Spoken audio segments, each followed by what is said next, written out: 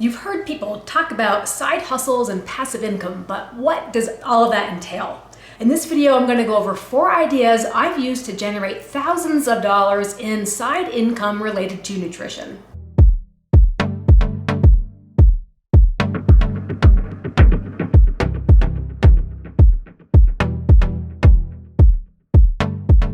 Hey guys, I'm Amy Hager. I'm a registered dietitian in private practice, but private practice is not my full-time gig. I actually have a lot of side gigs that bring me additional revenue in my nutrition business. And I want to go over the 4 ideas that are my primary sources of additional income. Now, there really are hundreds of ways you can make additional income as a dietitian, whether that's a part-time job, a side hustle, passive income, but I'm going to just highlight the 4 areas where I've really been able to generate a lot of additional revenue in addition to my full-time private practice. One thing to understand about alternative income opportunities is that it can take a lot of time and effort at the beginning to generate the machine to get that revenue going down the road. So you put in a lot of time and effort at the beginning, and then you can produce a lot of income later on.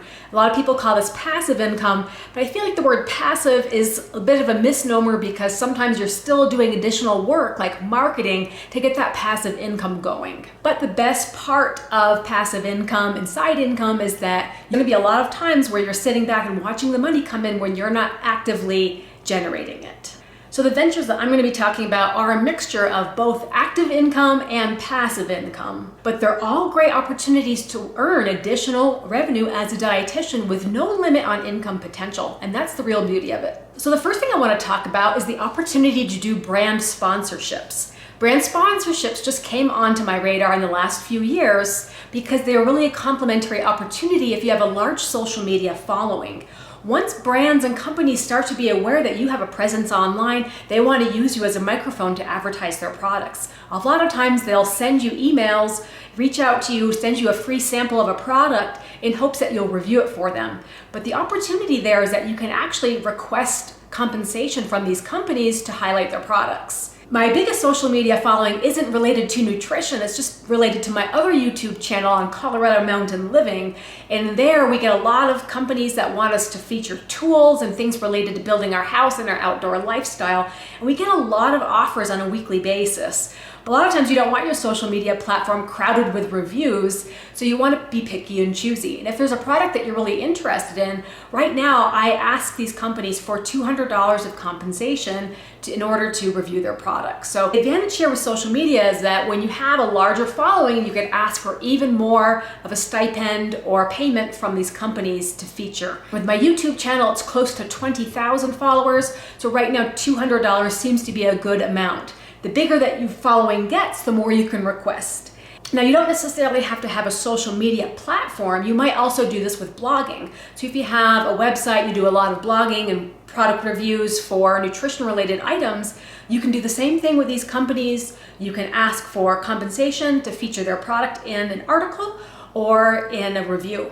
You don't have to wait for the companies to come to you. You could be proactive because the other thing that you have in addition to a platform is that you have your expertise as a dietitian and you've got your years of experience where you can step up as an authority to be able to review products for companies. So you could be proactive and outreach to them on their contact forms for their Work With Us page and find out if they are willing to work with you as a brand ambassador.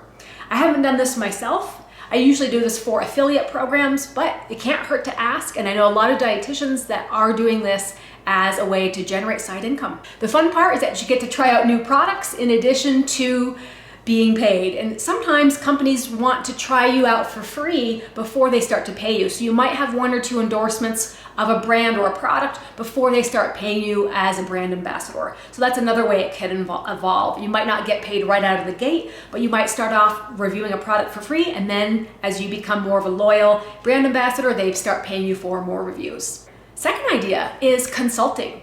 Now, with your years of experience as a dietitian, you've definitely built up a knowledge base that is valuable to other professionals and businesses. Instead of considering clients as your only clientele, you have other businesses and professionals that are looking for your services as well. Consider reviewing menus for institutions. These institutions need a dietitian to sign off, and they're willing to pay for that so that they can keep operating as needed. and you might have expertise in other areas. Consider long-term care or renal, anywhere where they need a dietitian to sign off on something. You might be that person that can do that. For me, my consulting area is in private practice and helping other dietitians with their businesses.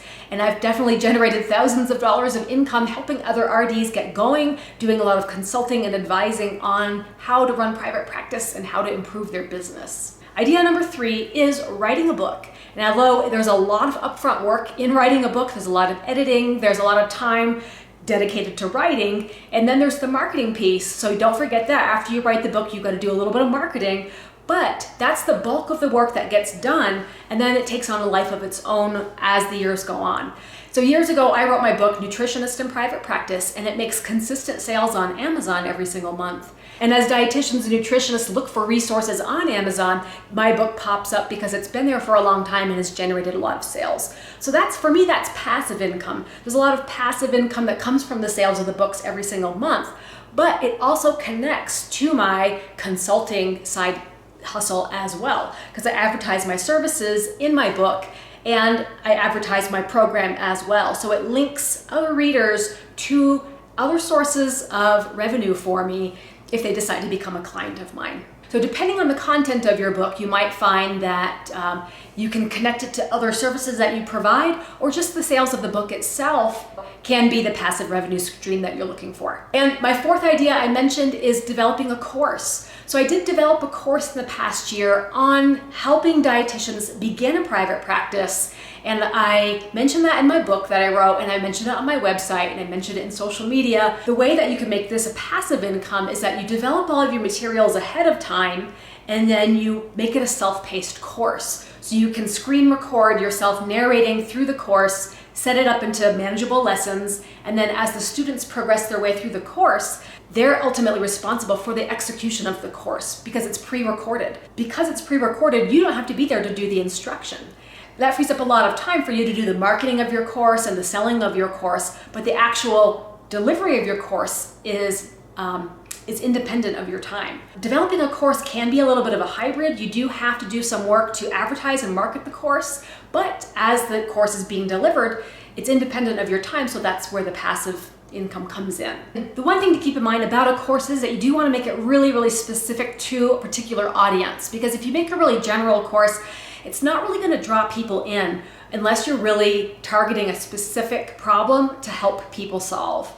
So like writing a book, developing a course takes a lot of upfront work, but the payoff is awesome because you don't have to spend as much time on it as time goes on.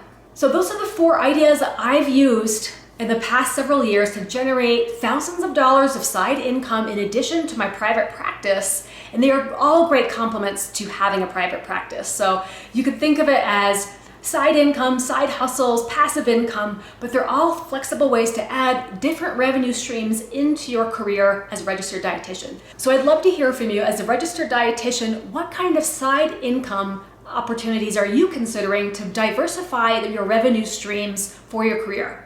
And if you'd love to learn more about any of the opportunities I've brought up, please leave me a comment. All right, guys, take care. We'll see you next time. Bye-bye. Thanks for watching, guys. If you want to see more videos on private practice and being self-employed as a dietitian, click the video above and be sure to subscribe. See you next time.